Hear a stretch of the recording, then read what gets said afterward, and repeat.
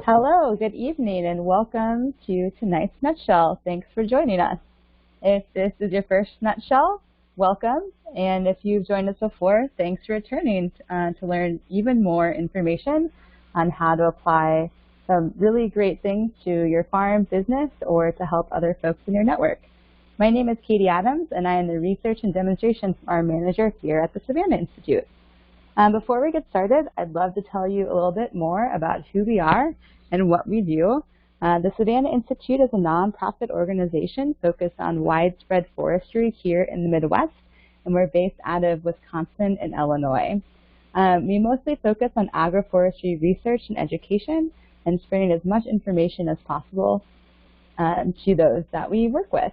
We believe that widespread agroforestry can help restore ecosystems, build resilience, and support strong economies of cooperation between farmers, researchers, and perennial industry builders. We do all of this through a variety of avenues. We host on-farm field days, online webinars, such as our Nutshell series. We offer print and online resources focused on key agroforestry practices, establishing tree crops, and land access and lease structures. And all of these are available for free on our website. And we're also building a network of demonstration farms across central Illinois and southern Wisconsin, and are also excited to host our first agroforestry apprenticeship cohort this season. Before we get started, I'd like to thank our sponsors, the Hegner Family Foundation and North Central SARE. Without their support, we wouldn't be able to bring in these discussions for free. During this Nutshell, if you're joining us from a computer, I want to invite you to share your questions and comments on the chat box of the platform. I'll monitor those throughout the Nutshell and make sure to address them during the Q&A session at the end.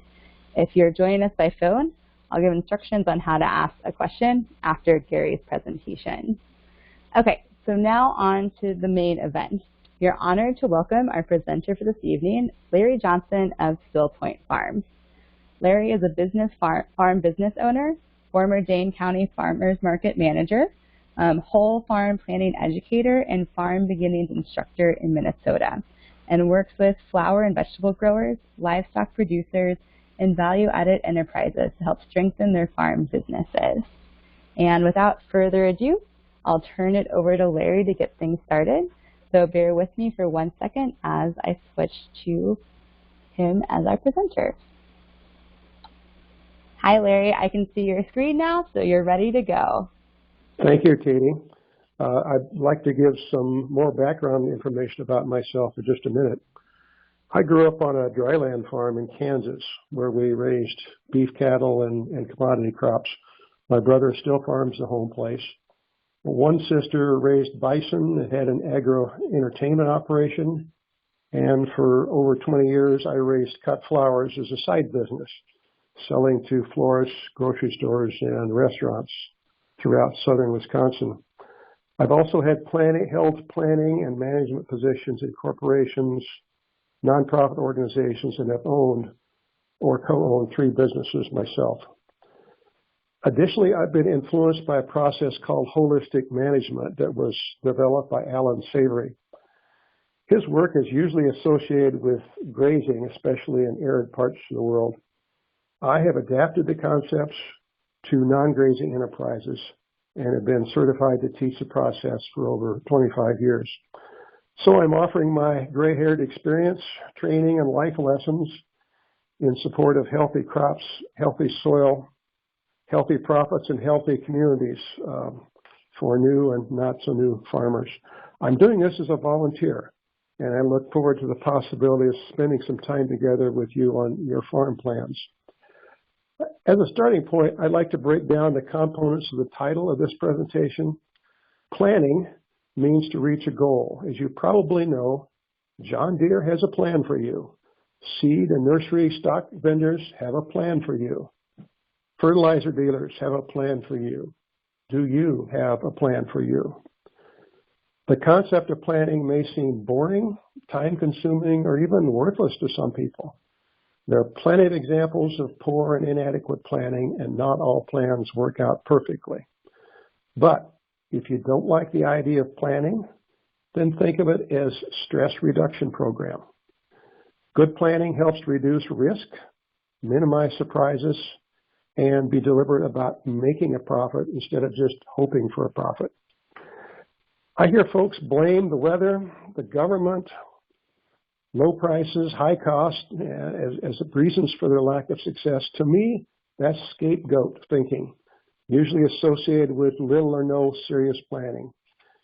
It implies that a person is totally dependent on outside, uncontrollable factors. Instead, I'm going to introduce you to a decision-making process that will help you meet your goals and aspirations. When I talk about whole farm, I'm not just talking about profit from production. I'm talking about you and the people around you, your tangible and intangible assets, and your supportive community. The idea is to be inclusive in your planning rather than having an exclusive silo mentality, I can do it all by myself approach. And the term introduction means just that. I'm giving you an overview of this decision-making process. Additional exercises, support, conversations, and other planning will help you with your learning and success.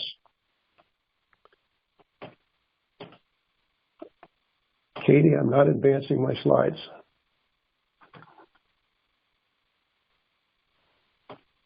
Okay.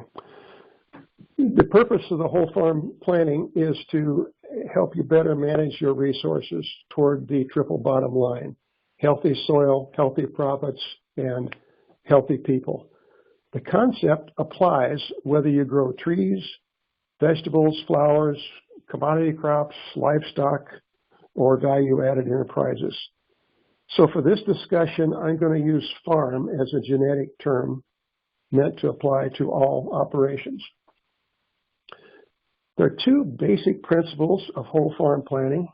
The first principle is that nature functions in wholes. Taking a holistic perspective means paying attention to relationships between different aspects of the whole. When you manage your land resources, build biodiversity, improve production, or interact with the people around you, you can't change or control one thing without impacting something else. A classic example is pulling on a spider web. A tug on one side is felt throughout the web. You're familiar with this, I'm sure. The second principle is the importance of understanding your environment and its processes. All environments and their processes are not the same. They exist on different ends of a scale linked to humidity and how quickly dead vegetation breaks down. For example, growing in a rainforest is very different from growing in a desert. In the upper Midwest, we're somewhere in between these extremes. When you're looking for examples and advice about understanding your environment, it's helpful to look within your own area code, actually better yet, your own zip code. The major steps to creating your whole farm plan are shown on the slide. The foundational information, that's a setup. Define what you manage, state what you want, aim for healthy soil, and consider all tools. That's your foundation. The next step will be to develop and test your decision, test your proposed decisions before spending time and money, and then implement and manage your decision by monitoring what happens. Actively work towards your goal instead of just hoping for success. And I'm going to introduce each step for you. So what is being managed? Each of us is responsible for managing an inventory made up of our management team and our assets. Management team is yourself, your family, those are people who are directly affected by your decisions, and employees or helpers, especially those responsible for and accountable for important parts of your business. The intent is to get buy-in, give everyone a voice, promote a sense of belonging, engage and recruit diversity. One person can't do everything. Include others to strengthen your plans. Assets are also important because you're going to manage them. Physical assets can include equipment, land, owned or have access to, building, infrastructure. A good quarterback has a good arm. That's an asset. A model with good looks has an asset as well. Human assets include friends, neighbors, salespeople, customers. You can continue the list. Financial assets that you might manage might be savings, checking, grants, loans, saleable items, inheritance. Everyone has different people and different assets that are being managed.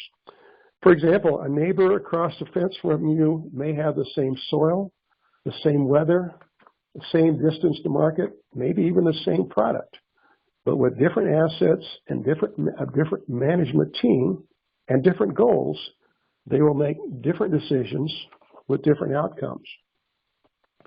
So here's a really important part.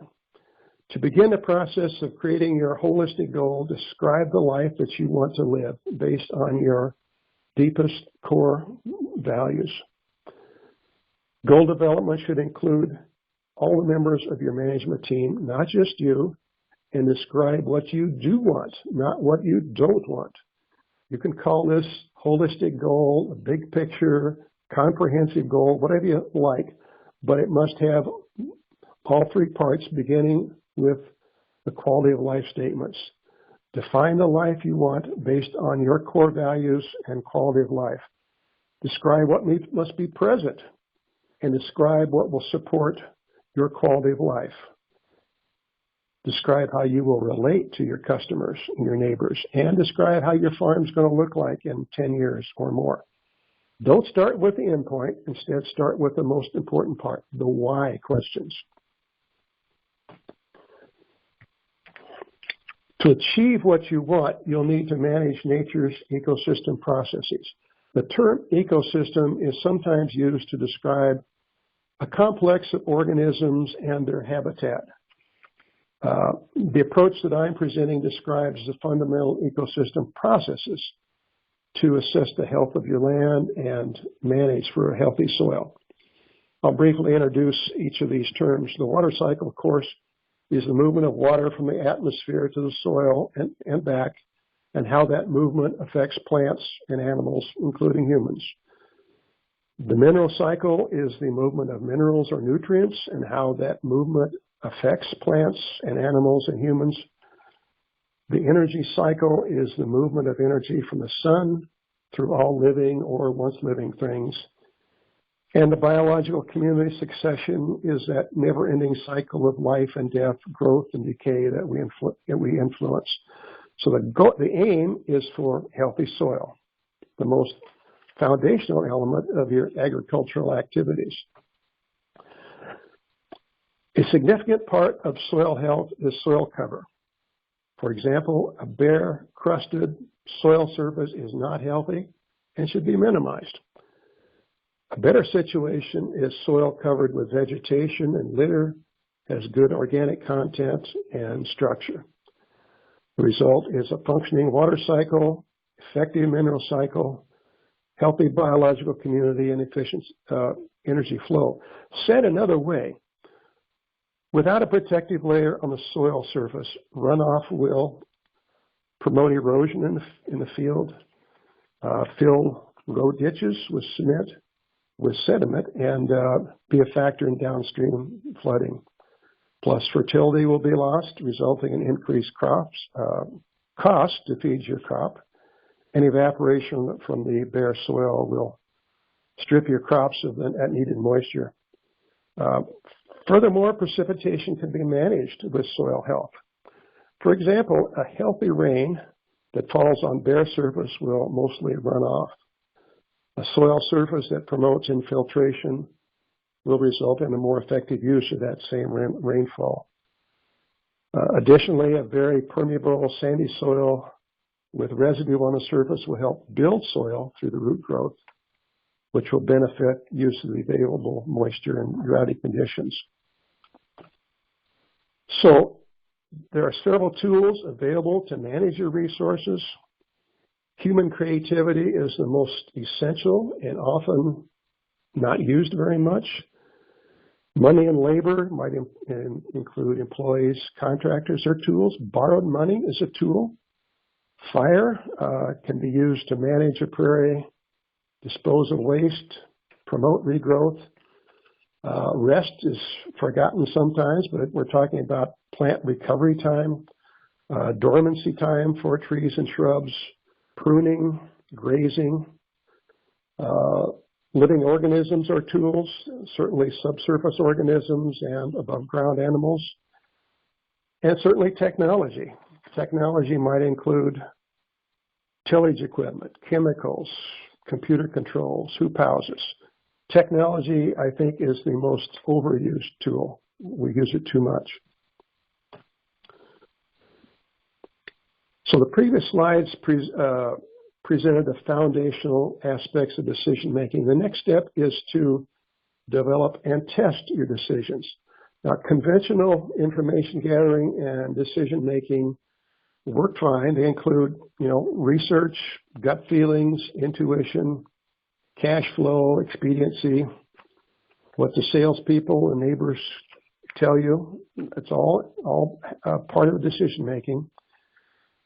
But this approach asked seven additional questions before moving forward with your decision to help that your decision is socially, environmentally, and financially sound.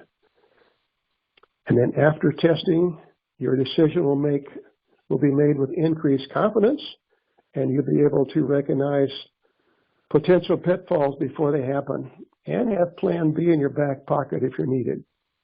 Again, I call this a stress reduction program. And I'll talk more about decision management in a few moments, but first let's review the supplemental test questions. These 7 supplements supplement other considerations when making your decision. You can use the test questions to help explore options and sift through the variables that are usually part of making a decision. The basic question is, does the proposed action or decision meet the triple bottom line that moves you toward your holistic goal? It's difficult to make decisions that include all aspects of the social, financial, and environmental considerations. Some decisions may be environmentally sound, but are made at the expense of the environment or humans. Others are environmentally sound, but economically unfeasible or harmful to humans. When we don't manage for all aspects, our decisions can have undesirable or even disastrous results. Another way to look at it is to reduce risks with these tests. You may not need all the test questions for all decisions, but whatever the outcome, your decision will be made with increased confidence, and you'll be able to recognize pitfalls before they happen. To me, this is a big stress reduction benefit.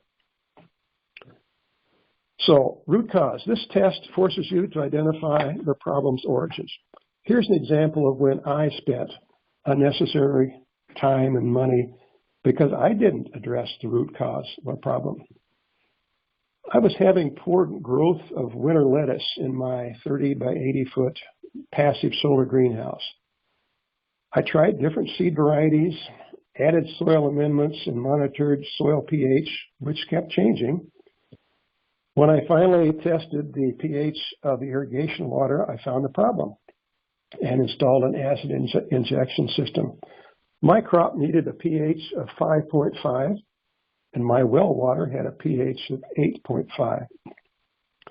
If I had explored the root cause earlier, instead of just chasing symptoms, I would have saved time, money, and production loss.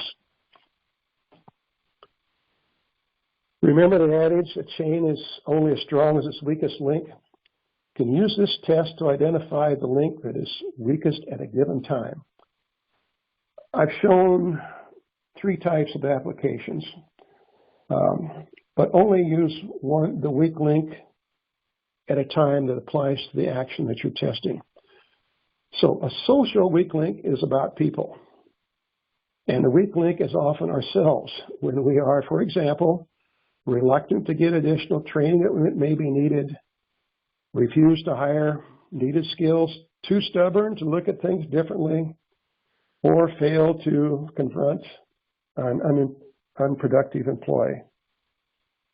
Classic examples of addressing the biological weak link are to control weeds when they're small and scout and treat for pests before they do too much damage. The financial weak link deals with what can be called a chain of production. The idea is to address the weakness in either the resource conversion, product conversion, or money conversion aspect of the chain. For example, if you grow a crop that converts sunlight and plants to a harvestable product, that's resource conversion. So let's imagine an apple orchard. You're using trees, sunlight, water, soil to create a harvestable product. That's the apple. If you have the equipment and expertise to harvest the crop and put it into saleable form, that's product conversion. So you harvest, you wash, you cool, you package your product, that's product conversion. But if you have no market in which to sell your crop, money conversion, then the identified weak link and a place to put your time and money is in finding somebody to buy your apples. Now, upgrading to a handy-dandy, time-saving pneumatic pruning system, you have the money for it, you can get a good deal, but it will not sell your product, so that would be a waste of time and your money. In other words, address the weakest link first. Once the issue is solved, then you address the next weakest link. It's a handy way of organizing your activities. This is a test comparing options that compares two or more possible actions to prioritize your efforts and your spending. For example, is it best to try to fix a broken machine yourself or hire somebody to do the repair? Is it best to go to your child's ball game or keep working in the field? Is it best to spend money at a doctor's office or lose time being sick? Sometimes options get lost in the heat of the moment, and this question is a good way to step back and ask if your decision moves you toward your holistic goal. This test compares two or more enterprises. This is the gross profit analysis. This disregards the money that has already been spent, sometimes called sunk costs, to produce the most income for the least cost. For example, at my farm in southeastern Minnesota, I had a 40 by 100-foot pole barn with a door that was 12 feet high and about 16 feet wide. With about $5 of advertising the first year, I was able to rent winter storage for boats, campers, and RVs for an easy $1,000 a year. When I compared the gross profit for A, the existing barn, to B, the option of spending $40,000 to build another barn for more winter storage space, it was obvious that A, the existing barn, provided the most income for the least cost. In comparison, gross margin analysis, a commonly used method, includes all costs associated with an enterprise. Both analyses are useful, but in different ways. With the input analysis, this test helps you consider whether the investment of time and money is sustainable. The test asks two questions. Is the energy or money to be used in this action derived from the most appropriate source in terms of your holistic goal? That goal business keeps coming back, doesn't it? Will the way the energy or money is to be used lead toward your holistic goal? Here are some examples. Is the money you're about to spend yours, or is it borrowed? Nothing wrong with borrowed money, but ask the question. Is it better to use time and money to take a vacation to Las Vegas, or put a new roof on the barn? If you've had a hard summer working and you need a break, maybe a vacation is appropriate, but ask the question. Is it better to lose some short-term crop income to invest in a long-term soil health? Again, which investment moves you toward your overall goal? Are you heading toward or away from your future vision described in your holistic goal? For example, are near-term production limitations recognized and accepted while building soil health for long-term benefits? Do your current activities leave you enough time and energy to create the life that you desire? Does a well-paying job that takes you away from the family for an extended time jive with your desire to spend time with loved ones? Again, what direction are your decisions taking you? And then the gut check. This asks not what you think, but how you feel about the action decision. I think no question carries more weight than this one. For example, when I had my farm south of Madison, I grew flowers. Bunches and buckets of flowers were my product. I believe that I could have supplemented my income by having events at the farm. Other growers do well hosting weddings, parties, and other gatherings, but I didn't want a bunch of people roaming around my farm because of liability issues and because of my somewhat introverted personality. So I didn't do it because I didn't want to. Even if all the other test questions are answered yes, I still wouldn't do it. Now, 3 years ago, I retired, sold the farm, and moved to town. Now, the new owners, with different goals and different resources, have turned the same farm into an event destination. The point is that my gut check was different from their gut check. We all make our own decisions based on our own goals.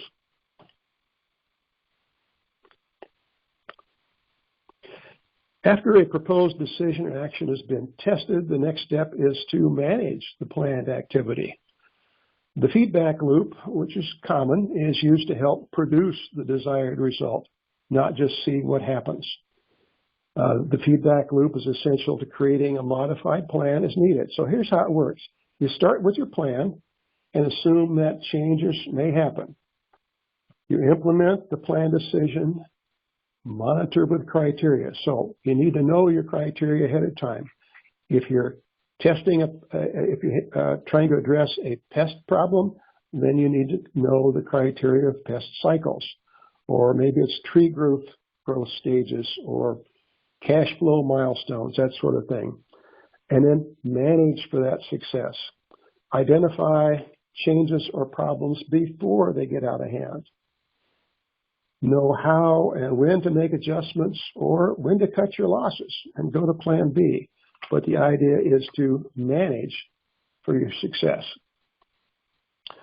So that's quick, but let me summarize the whole farm planning process. The key elements, again, are the foundational information.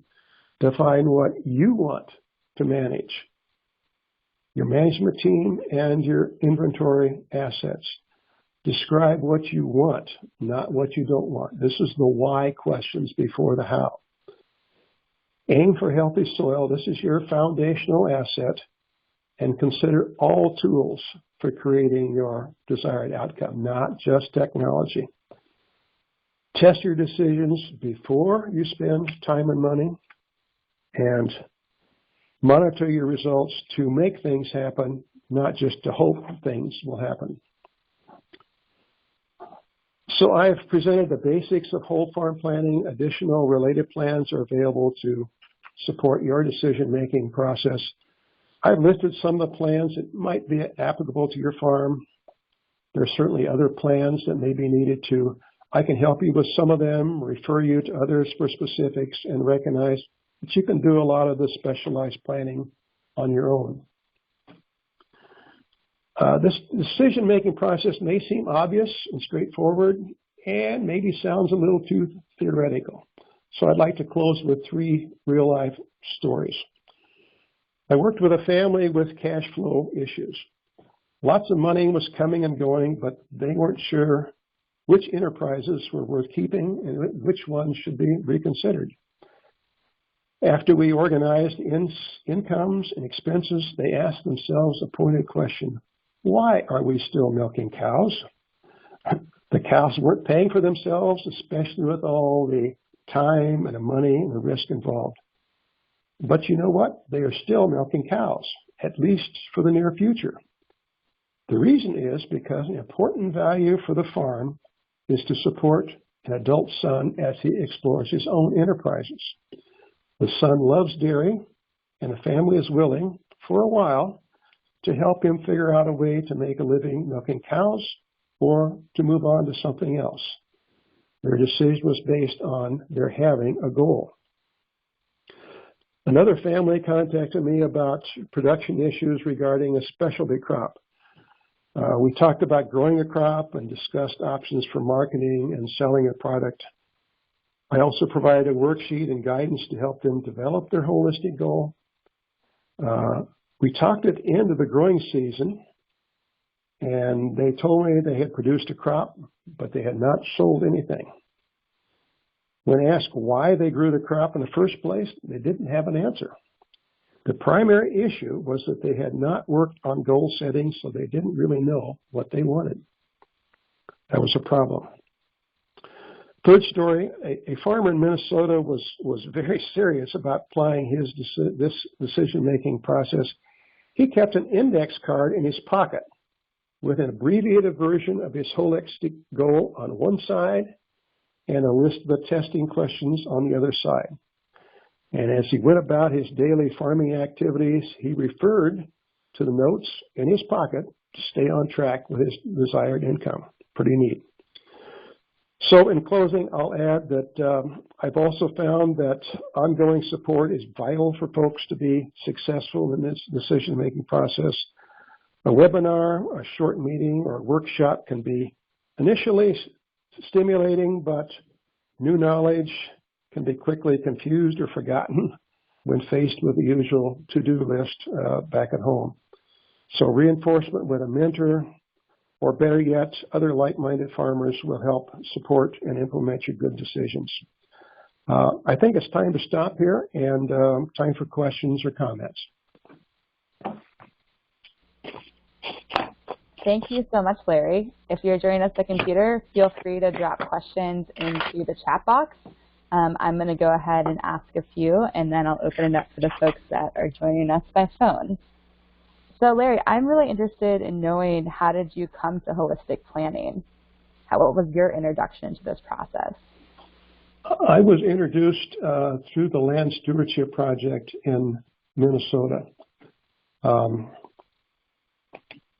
That's where I initially heard about it. I also got a book from the library, and I was so excited. I was jumping off the walls. My wife thought I was crazy, but then she got me the book for Christmas, and one thing led to another.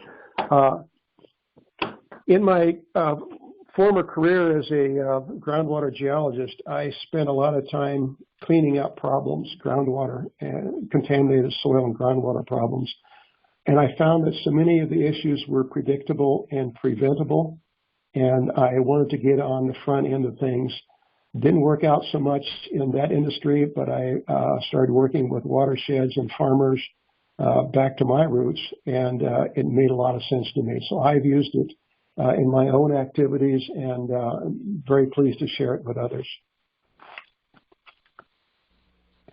Thank you. Do you have any advice for beginning farmers that may not have their own farm yet, but are at the very beginning of the visioning process of how they can start to apply holistic planning to a future business? They might not even have a business plan yet. Does it start at that vision stage, or is there ways to bring this into even looking for land or trying to decide what enterprise to focus on? Well, a couple comments. One is to explore one's own values and goals, what's important to the individual, and write it down. It's important to write things down, and then we can circle around and review it. I know one family that created what they called a temporary holistic goal. They posted it on the refrigerator door with a pencil, and every time one of the family walked by, they looked at it, they added or subtracted something, and it was their way of developing what was important to them and being able to document it. The other thing for new people I would suggest is go out and visit other farms, other situations, learn from others. That's a great way to get new ideas, to find out what you might like and what you may not like. So I have one more question for you, Larry. You Okay. told us a story about a farmer that carried around an index card in their pocket to keep them on track for their goal setting and decision making. I wonder if you have any other examples of ways that farmers or business owners implement holistic planning in their daily or weekly tasks. Well, not everybody carries an index card with them, but I do find that some people develop what might be called management clubs, where people have had some introduction to this kind of decision-making process, and then help reinforce each other. I know groups that get together once a month or a little longer sometimes, visit each other's farms, challenge each other about their decisions, learn about each other's process, and it's a good way to continue learning and have the support of a diverse group of people. I think that's a really great idea, and especially for young farmers that often connect over the internet, while face-to-face is really the best way to learn from each other. I can see how having accountability clubs, especially if you live in rural areas, can really help keep people on track. So, and Lori, people are oh, go ahead. I was just going to say, people are usually pretty proud to share and show off their farm. So it's a win-win situation for everybody. Absolutely. I love visiting and learning from other farmers. Lori wants to know, could you tell us a bit more about managing living organisms as a tool?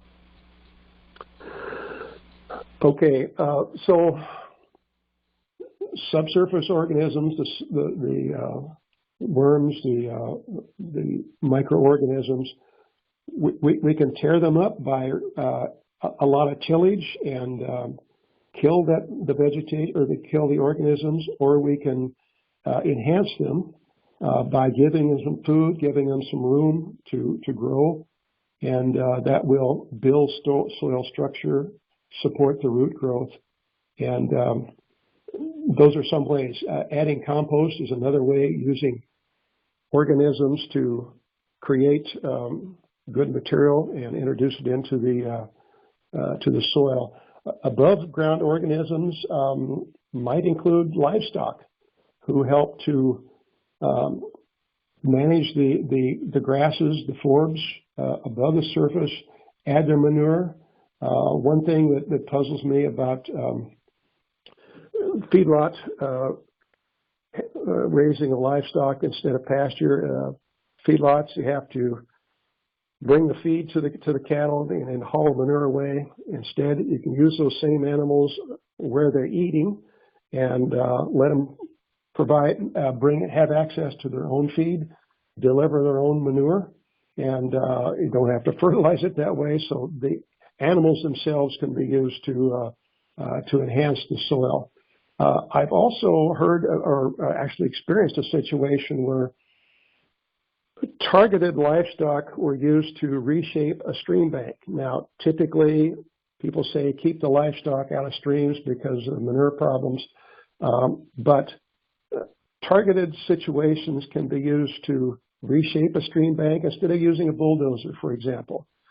So organisms above ground and below ground can be used to shape your soil and enhance the soil to meet your needs, your holistic goal. And does that answer the question? Yeah, and Lori, does that answer your question?